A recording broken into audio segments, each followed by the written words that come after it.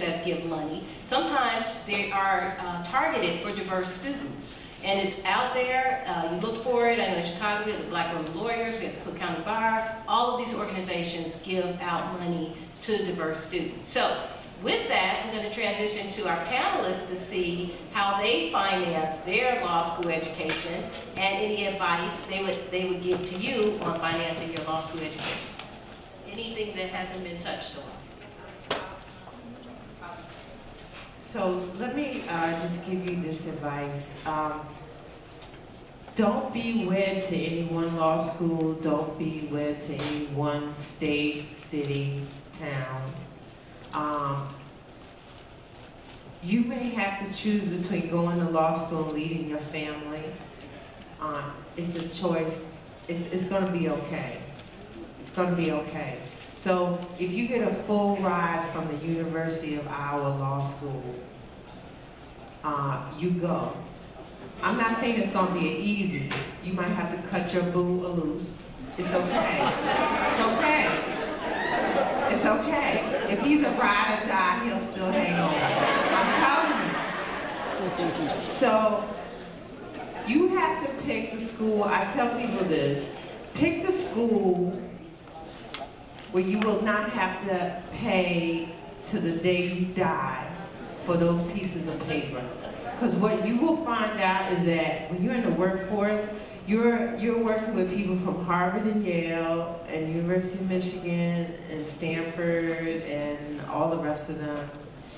And some of them have all this debt, and not only are they criminal defense attorneys during the day, they're working in a bar at night or on the weekends so that they can pay their student loans. Because it really affects your quality of life. It affects your ability to travel, to live, to eat, who you have to live with. So I tell people, wherever there's opportunity, go. Wherever there's opportunity. If you get offered a full scholarship at the University of Miami, but your heart is set on a Harvard or Yale, trust me, it'll all work out. If you're dynamic, there's nothing that can stop you. There's nothing that can stop you. But you have to decide if you want to walk around with that luggage on you, because it is a luggage. And sometimes they tell me, oh, don't worry about it. I had a colleague, she has $250,000 worth of student loans, and she tried to buy a house, okay? They were like, you need to pay down $100,000 worth of debt, and then you can get the house. So, you know, think about that. If wherever offers you, if Duquesne offers you a scholarship, if Clark Kent offers you a scholarship, if there's some law school out in the middle of Podunk, wherever, and they're offering you a free ride, think about it.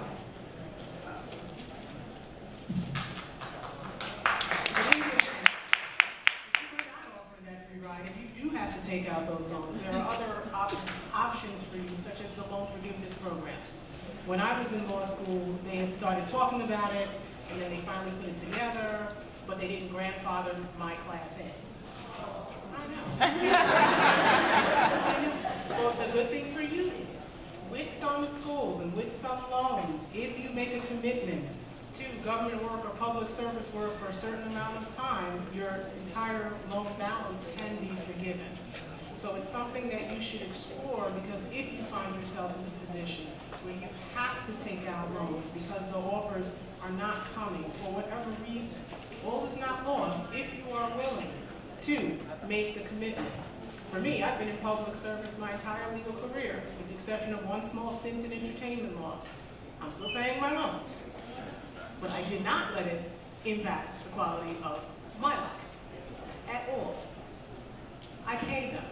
If I had to defer them, then I deferred them. You have to live.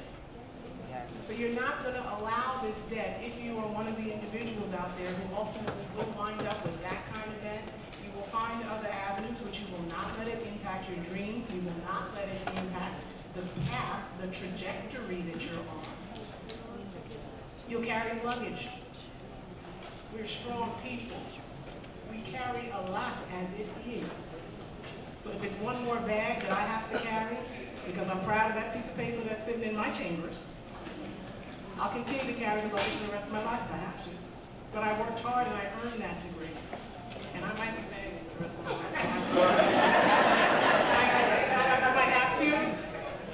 But my immigrant parents to this country, who are so proud of me, to this day, I will carry it.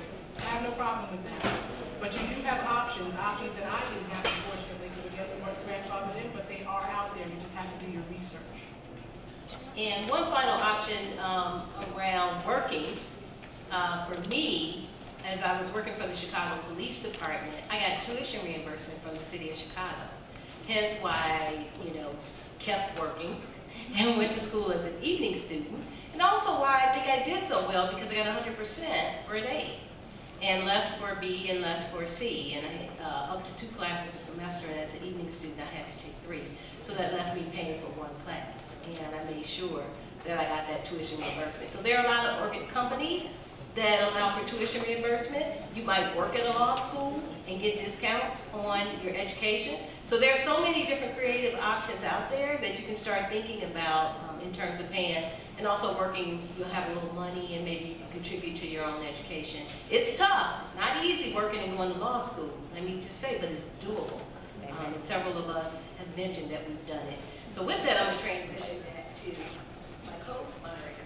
Thank you, that's very helpful. I know we're all concerned about the finances, and I love that extra point about never saying no to yourself. So regardless of your LSAT score, don't think you can't apply to law school. Your LSAT score should really be the last thing in your application. Apply to wherever you want to apply to, and then when that score hits, it hits, and then you'll see who will send you an acceptance letter.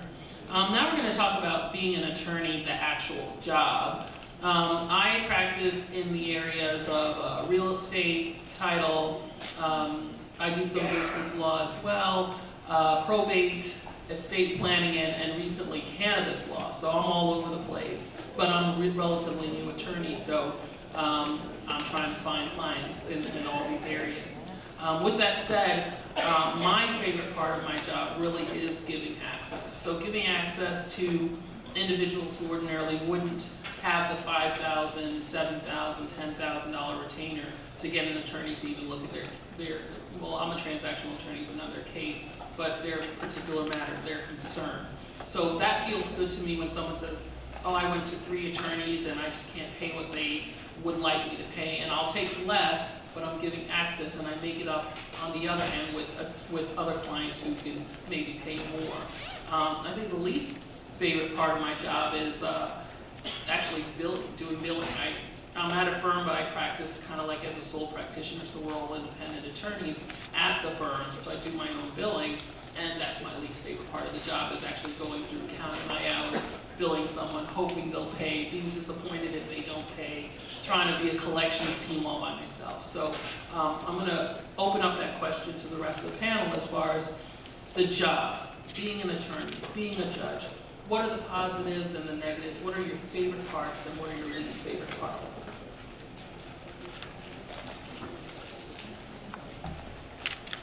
I am no longer an attorney, so, well, I'm always an attorney, but I don't practice law anymore.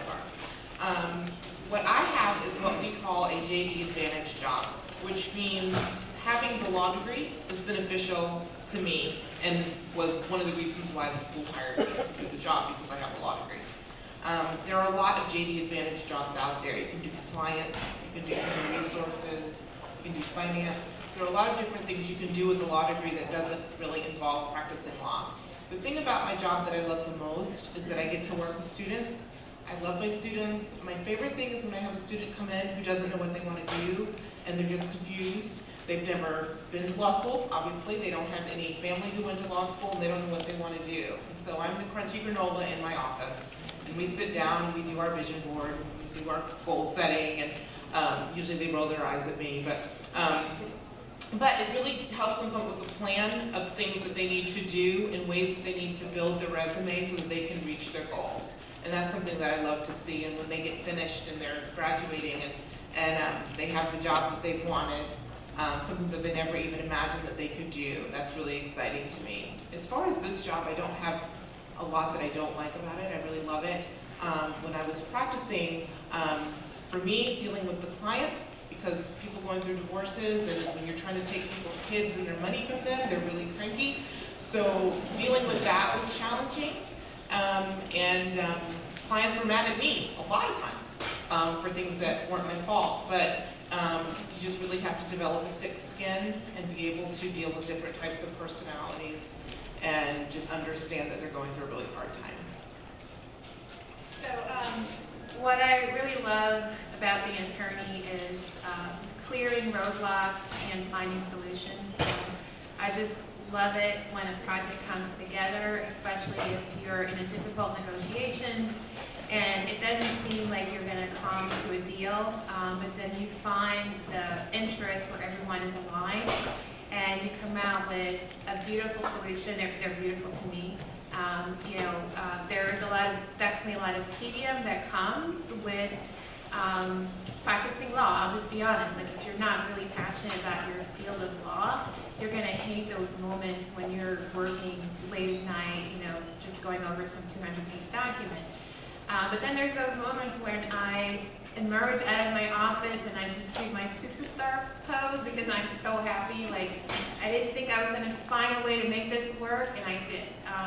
So that's something that really excites me. Throughout my career, I've always been fascinated, interested in the legal field, in all aspects of it. So I am continuously taking classes, going to CLEs, interacting with other lawyers through listservs. I'm dating myself now. Lawyer blogs. I don't know what you call them now, but. For example, there's a nonprofit lawyers group that I belong to where we're always communicating back and forth and finding solutions to issues. So I would say definitely the best part of my job, being a transactional attorney, it's just finding solutions and clearing roadblocks for people. It makes me happy. So I'll take a brief moment to echo some of that. I'm a fairly junior lawyer, I guess, as far as this balance is concerned. 2 years out in my 3rd year in a big law firm, and when I was in law school, I was at the job you wanted to get. Paid well, it was prestigious, it was certainly a privilege. But to speak to some of the things that are challenging, I think the unpredictability cannot overstate.